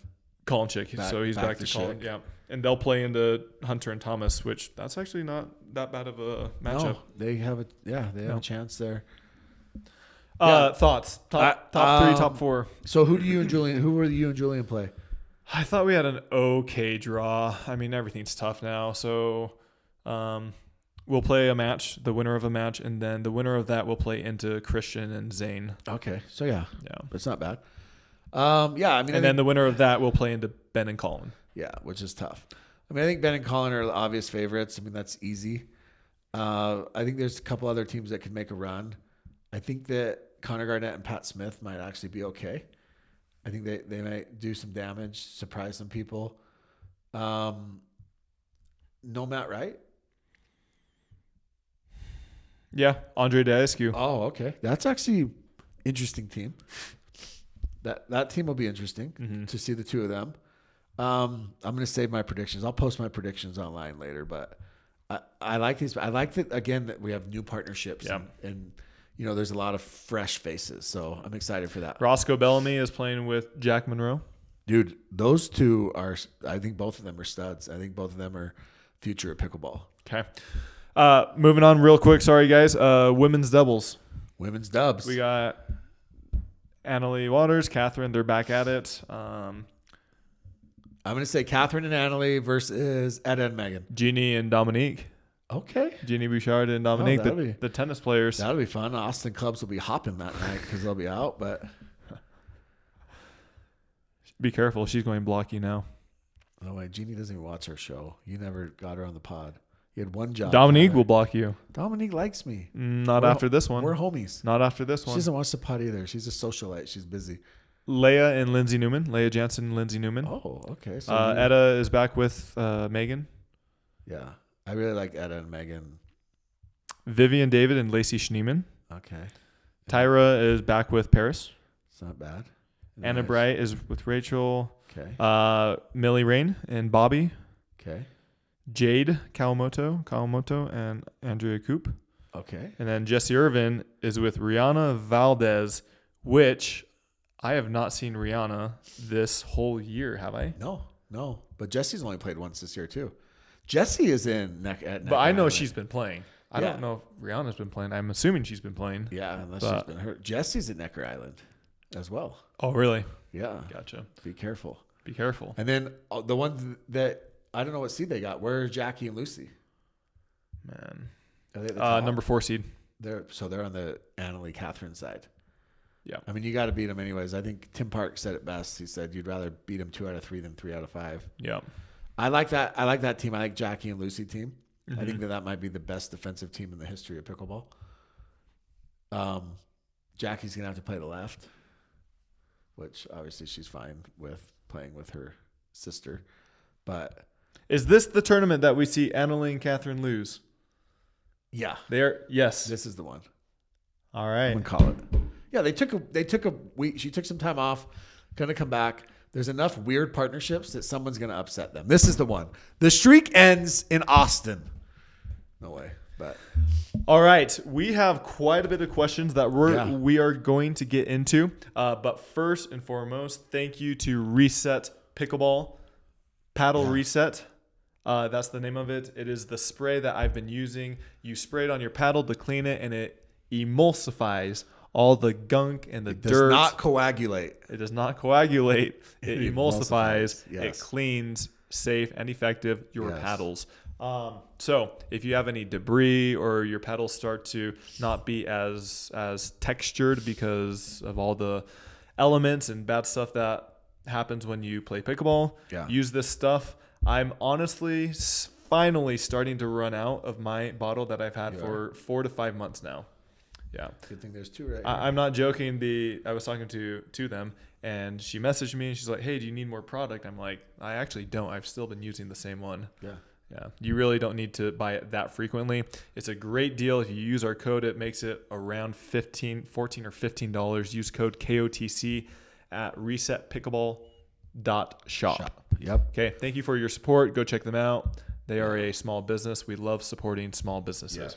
Okay. So we had a lot of questions come in. Let's hammer through them quick. First question I got, where is Hannah Johns? We answered that last time. Yeah. She's still around. She's just not traveling as much. Yeah. She has a boyfriend. You know how it goes. Maybe you know. Safe to say Riley Newman was the problem, not his partners. Thoughts? Your Do thoughts? Riley and Thomas win this like Thomas and Christian did? Maybe not to that effect. Yeah. But I mean, I don't know. I mean, it's different styles. Yeah, it's definitely different styles. Like I think that Matt and Colin have way better results against Riley and Thomas than they do against Riley and Christian. And Thomas and Christian. I mean. Yeah. Okay. Also, shout out to our Discord. Our Discord is popping. You guys are incredible. It's so fun to be a part of and talk with you guys. If you guys are interested in talking all things pickleball and having your phone blow up 24/7, go check out our Discord. The link will be in our description, so go check it out in this video. All right. Also, there's a couple other pros that I won't mention names. Do they have burner accounts? No, one of them she outed herself in the Discord. Oh yeah. Yeah, I would never out a pro, but she outed herself. Uh-huh. And had a little Q&A with the fans over the weekend while you were in our Discord? Yeah. Who was it? Hurricane Tyra. What? Yeah. Are you sure it was our Discord? Yeah. She had a Q&A with the fans over the weekend. So. Love it. Yeah, we welcome all, as long as you don't talk too much trash on me or Jimmy. We welcome. Come on, we let the hype guys in there. Clearly, we'll let anybody. Yeah, exactly. So we actually have a tab in the Discord where you can submit questions, and we are going to try to prioritize some of those. So, geez, man, there's quite a few. All right. Somebody said you guys should wear protective eyewear on the pod to commemorate the weekend. We should. Where yours at, Jimmy? Sweet glasses. All right. Is the merger funded? Have players been paid? No, not yet. When? So I heard that the draft date and like all the facts and whatnot would be announced this week, and the schedule will come out this week as well. Okay, so when that happens, will players get paid? I assume that's when players will start to get paid, yeah. Because at that point, it's been funded. And wait, you said you've heard that this week? This week. Okay. That the schedule will come out for MLP, and that they're going to... Just for the remainder of 2024? Yep. And then they're going to come out with like the draft date and like how the setup's going to be, how the facts will work. Now, I was told that Challenger and Premier will remain in place. So there will be Premier and Challenger. They're not going to... Will they have 6 players on the Challenger? That's what's supposed to also be announced this week on the fact sheet that they send out. Okay. So, yeah, this week. All right. Somebody said, Jimmy, now that you have been in the workings of pro pickleball, do you still enjoy the game like you used to, or has your vision of the game changed? It's actually a really good question. I still enjoy the game. I still love pickleball, but sometimes I do wish that like I didn't know as much. I know that sounds weird, but sometimes I just want to watch pickleball and enjoy it. And, you don't want all the other stuff that comes with it. But obviously, hearing about the other stuff, it's kind of taken on a life of its own. It's kind of become part of the pod. So I love bringing it to people. I love kind of giving people the inner workings of pickleball. But it's still, sometimes you just want to be a fan. Okay, we'll do 3 more questions from the Discord. This one is from Volnatic, who I love, big supporter. Oh yeah, Volnatic is all over that Discord. I have no idea who it is. We are going to do a Discord meetup at one of these tournaments. Yeah. Okay, they said there was a lot of talk and commentary during the tournament about how me, can do a lot of damage in the air, but are safe off the bounce. Are you working to change that narrative? And if so, what are things you are working on to make yourself more of a threat in that part of the game? So you asked it perfectly. That is something that I have been working on. I feel extremely confident out of the air, especially on my forehand side. I'm starting to feel quite a bit more confident on my backhand side. And now I've been working a lot on speed ups, especially my two-handed speed up. I felt like, just so you know, I'm not obviously watching your game for 5+ years as your BFF. I felt like you were way more aggressive, but you were still calculated. And that's the best. You weren't reckless. Yeah. And I think that's the best compliment I can give you. Thank you. That means a lot. Yeah, I mean, up until now, I've been very conservative. I've been very safe. I've been just kind of dinking. Unless the ball was high, then I'd put it away, but I was very safe, and now I'm finally starting to take risks. Someone sent me this video of you playing with Tyson from a couple years ago. Okay. And you hit like 2 overheads, and they got him back. And then Tyson hit an overhead, and he's like, I can't believe you said that Tyler's overhead was better than Tyson. So all I'm going to say is go watch that tournament this weekend and ask Fed about Tyler's overheads. Okay. Because he turned his back every time you got one. Yeah, I mean, you can always pick and choose, but I would imagine if you went back and watched that specific match, that was probably just one specific point. And then somebody else said, I heard Dave Fleming say that too. Within a point or two, he walked it back and mentioned all the ways that Tyler is dangerous. All right, last question. This one is from Repetsky. Question, would the PPA be better off having more small tournaments where not everyone plays, and then having bigger tournaments like Grand Slams in tennis where all the players come together? 1, it breaks up the monotony of seeing the same teams win each week and gives a chance for other players to shine. 2, it also helps stop the circus fair comparison of traveling from town to town putting on the same show. So Maddie Pickles, who we love, friend of the show, and Maggie, Andrea Coop's sister, were having a discussion on Twitter about how pickleball doesn't feel like they have majors. It feels like every tournament is the same. Yeah. And even when they try to make it a major, like for example, Palm Springs, it doesn't feel like a major. And so they do need to figure out a way to have majors, and so that it doesn't feel like every tournament is the same, and it breaks up the monotony. I don't know how you do that. I don't know if you can declare them majors, but there has to be something different about them. Whether it's prize money, whether it's where they're played. So do you put them in a massive arena? Do you take out the amateur events and you know, are these the ones that are on Fox? Are these the ones, you know, that, like I said, are in bigger arenas, bigger? They've got to figure that out and definitely distinguish. So how do they do that? I mean, we know they need to do that. But yeah, how? That's the thing. I don't know the answer to that, because it's got to be. I mean, one thing that's going to distinguish it from a major is it's got to be the feel from the players, right? So the players got to feel like there's something more intense on the line. So do you add prize money to it? Is there, you know, and the crowd's got to be into it. So it's got to have a big crowd. You can't have a major, you know, and have only 300 people that can fit in the bleachers, right? Yeah. So I think that all of those things count. So I don't know if you do like just a massive prize money thing, or because even finals didn't feel like anything different. Yeah. You know? Yeah, that's true. So I mean, I would agree. I'm kind of torn because I've been a long supporter of this. I personally feel that the PPA should do much fewer tournaments, just make them better quality. But then I'm also talking to other players who say, no, we want more tournaments, but just have them around the country in different areas. And the pros don't need to go to every single one. All of them. Yeah. So what if you you win a major, you get to pick your partner the next tournament? Yeah, throw some curveball like you that. You need to pick Ben. Also, one big thing, I think the narrative is getting better. The PPA needs to educate the consumer, the fans, the players on what is a major. I mean, I'm a player. I play in the PPA, and I still don't even know what the majors are. Well, we didn't even know. Yeah, we didn't even know like finals last year. They didn't do a good enough job. Yeah. Like even right now, it's March. They need to be hyping up finals. Yes, exactly. And every week they need to post the road to the finals. Exactly. And show where people stand. Exactly. Yeah. 100% agreed. There's one other thing I was going to say, but it left my mind. Okay. Anything else on that topic? No, but I actually, I agree with that. Okay. All right. Let's go through some of these questions.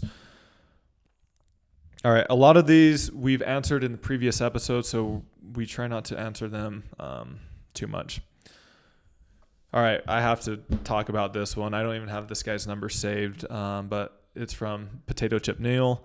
He said, who was the amazing coach on your bench during the men's doubles semi? So Neil sat on our bench, and the rule was he was supposed to make our opponents cry due to his heckling, and he failed at that. Potato Chip Neil. Do you think he had a bag of chips with him on the bench? Yeah, 100%. He said he had them in his bag, but not with him. Yeah. Dude, Neil is a legend. He is funny. He's a legend for that. Yeah. Okay. Neil Metarata. How'd he do? A couple first round exits? Hey, I've been there. All right. Somebody said some of the pros are now wearing protective eyewear. Will you start wearing them too? No, you should. Slows down his reflexes. Remember? As of now, I don't have plans to do it. Do you wear contacts or anything? I don't. You're a 20/20 guy. Exactly.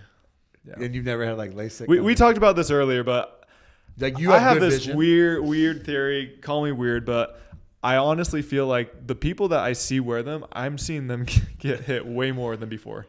I'm serious. Yeah. Okay, I have a question. Would you wear them? I mean, I have slow reflexes, so I probably should. Would you? Not if I look stupid. I'd rather look good than get hit in the eye. Okay, I have a question. I did get a question. Okay. What percentage in the pro game do you think points are won when all four players make it to the kitchen line? What percentage of points are won with all four now players or historically? Now, like within the past 1 to 2 months, I would say 30%? I don't know. I bet it's a lot lower than you would think. Yeah. Yeah. It's actually, so in the rec game, And where are you getting these numbers from? from Real Clear Stats. Okay. So in the rec games, Okay. 4-0, it's like 29%. Okay, I'm shocked it's even that high, to be The honest. pro game, it's less than 50%. Yeah. Yeah. Yeah. I mean, Yeah. So anyways, I just thought that was an interesting stat, which also shows that the game has changed from the drop and dink and so somebody asked, all right, let's see. Is Tyler playing in the Beer City Open? As of now, I don't have plans for that. Somebody had a lot of questions about me and Connor. Are we playing more tournaments together later this year? As of now, we don't have any plan, but I have many that are open right now, and I believe Connor does as well, and so I'm certain we'll get a couple more in. Tell me more about the Simone situation. Don't just skim over it. We know you guys got the goods. Simone? Yeah, I don't know what they're... She took a buyout. Yeah. She took a buyout. She's playing APPs. She's probably going to play MLP.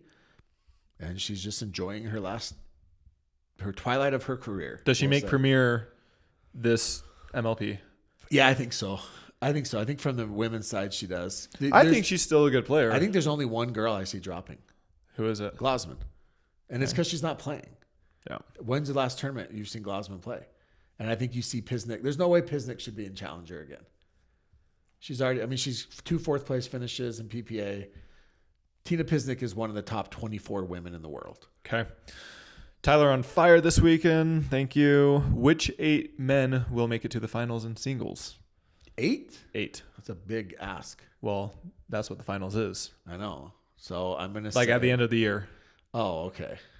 So Like I'm going to the say finals. Ben. Okay. Fed. Okay. Connor Garnett. Okay. Alshon. Okay. I'm going to say Jay. Okay. Tyson. And then you essentially, those are locks. And then it's going to be 2 wild cards. Does Jame get enough points to make it? I don't even know if the 5 and 6 are locked. The Jay and Tyson. I don't think those are locked. But I feel like Jay's results have been good enough. Yeah, but there's still 10, 15 other tournaments. Yeah. You have to keep that up. Did I say Alshon? Yes. Man, that's tough. So those 6, and then I think that it's going to be kind of a toss-up between. You got Gabe Joseph. Yeah, that's what I'm saying. Gabe Joseph. That you have Jaume. you have Chris Hayworth. You have. If you JW healthy, Dylan. J-Dub Dylan. Oh yeah, Dylan has a win. Yeah. He has a singles win. Yeah. So yeah, J-Dub Dylan. Man, that's tough. Yeah, it's going to be extremely competitive on the men's side. Yeah. All right, is Davidze's reputation as a bad line caller unfair? No, it's 100% earned and warranted, and she loves it. And that's why she brought line judges over. She called in those line judges for the match against Paris. That's what's the funniest part about it. She knows who she is. Where would James Ignatowicz rank if he played singles? I actually think he was a pretty good singles player, but he was really good in singles, but A, he didn't like it. Yeah. B, it's insanely tough on your body. Look how hard just playing men's doubles and mixed doubles is on his body with how much movement he has. Throwing singles into that, and it's, yeah. Since Tyler won silver, will Jimmy stop nagging him about my hairband? Oh, you got it today. I didn't even notice. No, I won't. It was still... It was great. Questionable, but it's good luck now. Hey, so I played one mixed doubles match with a hat on. We lost it. I switched it to a headband. Undefeated. Okay, first of all, what headband did your wife wear this weekend since you took hers? Second of all, I need you to bring one for Julian. Okay. I want you both to go headbands. Only if he gives me his Gucci bag. Double headbands.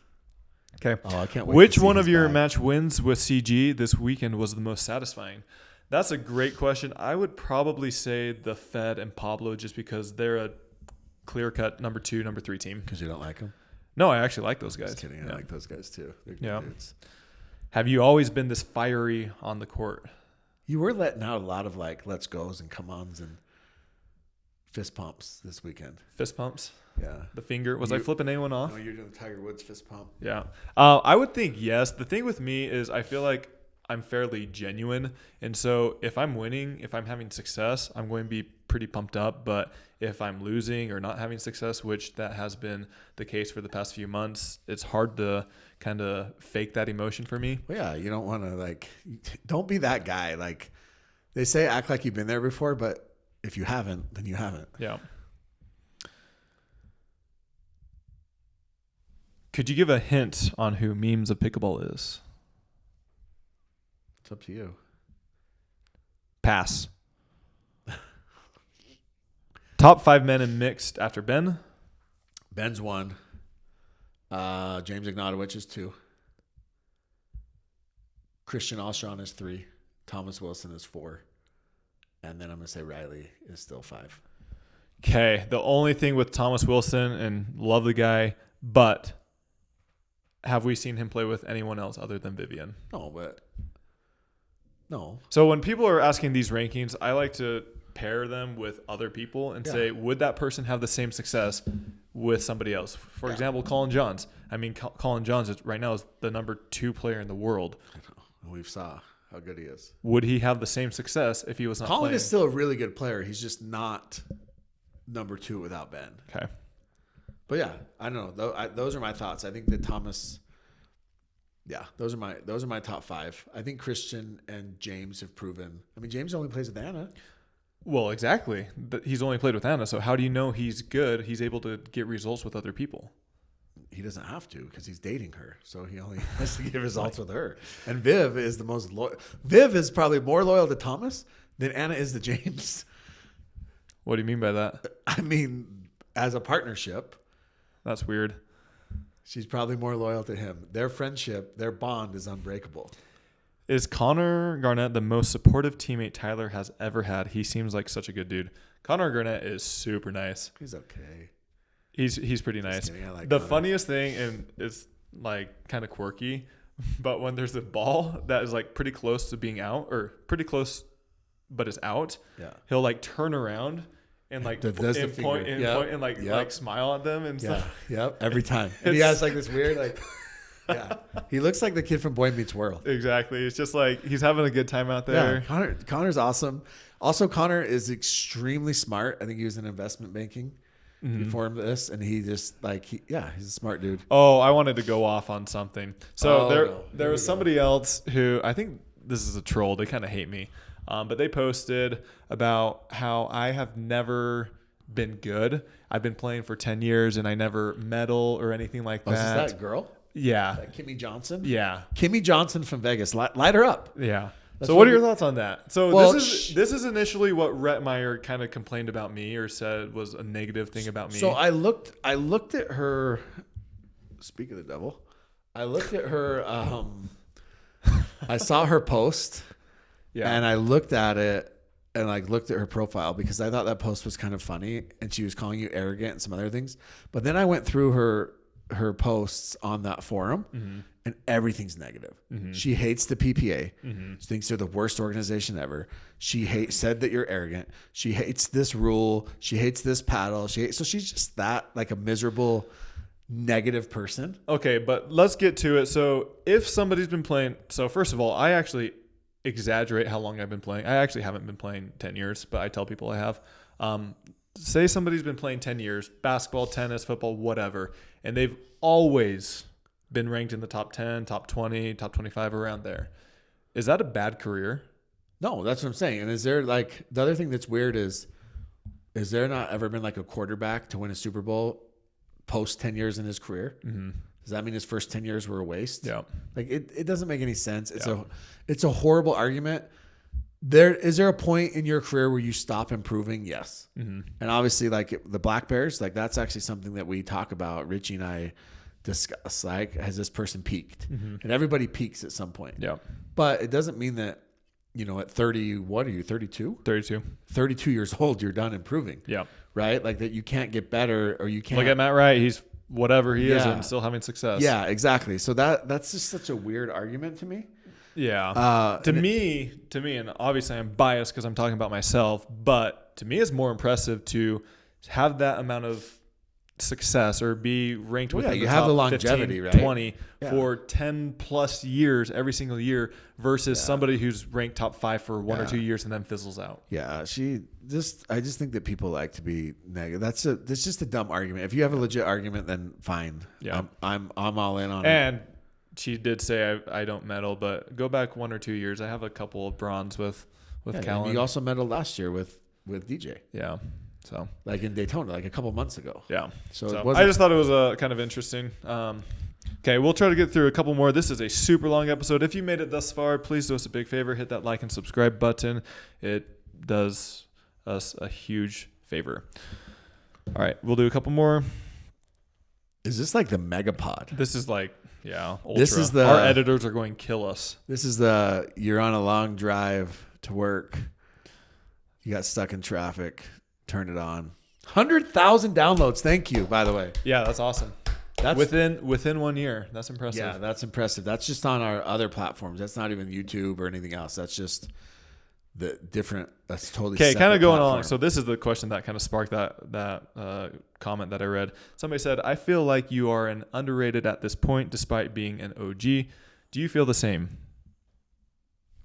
Go off, Jimmy. They're asking. What are your thoughts? Do They're you think I'm overrated, underrated, or as I should be?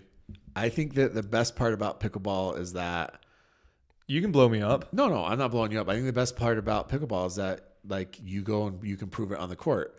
But I think that one argument that you make every episode that holds a lot of weight is that partners matter. Mm-hmm. And because pickleball is not there are singles in pickleball, but pickleball is a team game.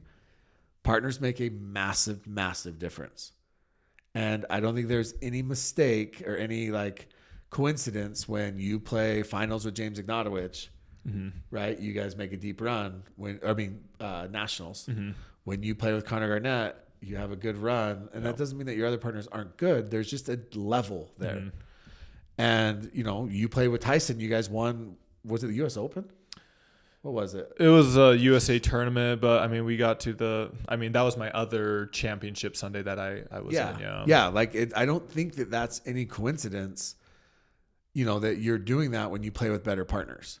And maybe you elevate your game when that happens as well, and maybe you don't feel like you have to press, right? When you're playing with Connor Garnett, he doesn't watch the show, so it's okay. I don't think he has internet because he went to Weber State. But Todd Fote, okay, love Todd. Yeah, Todd's one of the best guys you'll ever meet. But I feel like when you play with Todd, you feel like you have to be the alpha, and you have to go outside of the scope of your normal game to take over for Todd, right? Where with Connor, you don't have to do that. You can just play your game. Yeah, and I think that actually helps you. It helps you stay within yourself. It helps you to. One of my favorite things when I trash talk people is I say, and someone tries a shot and they miss, I say, dude, that's way above your skill level. You don't have to do that. Yeah. Right. You don't have to do that when you play with a Connor, when you play with some of these other high level players. Yeah.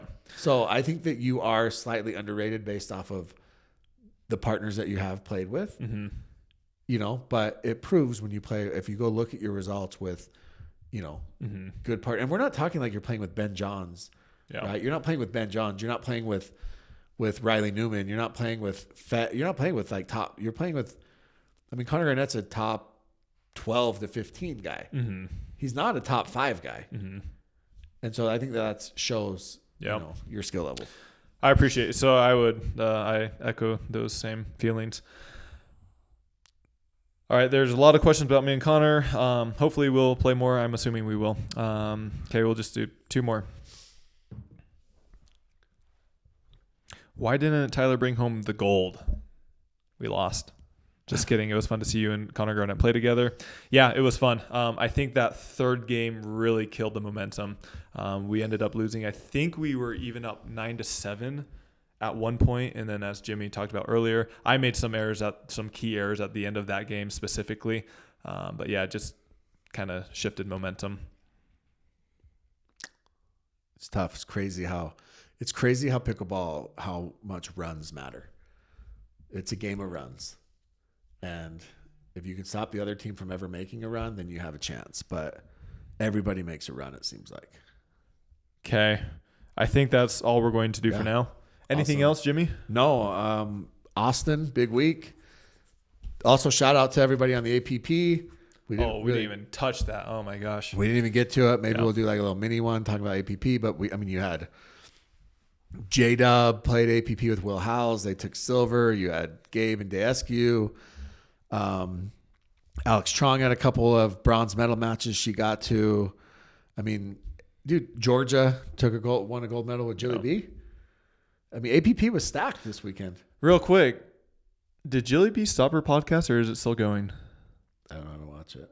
Is she not done an episode? I don't know. I mean, she used to post all this stuff about PPA, and she hasn't posted anything about PPA. Probably doesn't have much to talk about anymore. Why? Because she freaking took a buyout. That's weird. Somebody got bought out? Yeah, because she collectively took a buyout. It's kind of ironic. Yeah. Very ironic. I agree. Okay. All right. Anyways, thank you for watching this show. Big thanks to our sponsors. If you have not, please go check them out. The Pickler, Pickleball Central, Vulcan Pickleball, C&D Nets, and Reset. Check them out. Use our code KOTC at all of these retailers. We actually get a small percentage most of the time when you guys use our code, so it helps us out. So use that too. Yeah. We will see you guys next time. Thanks again.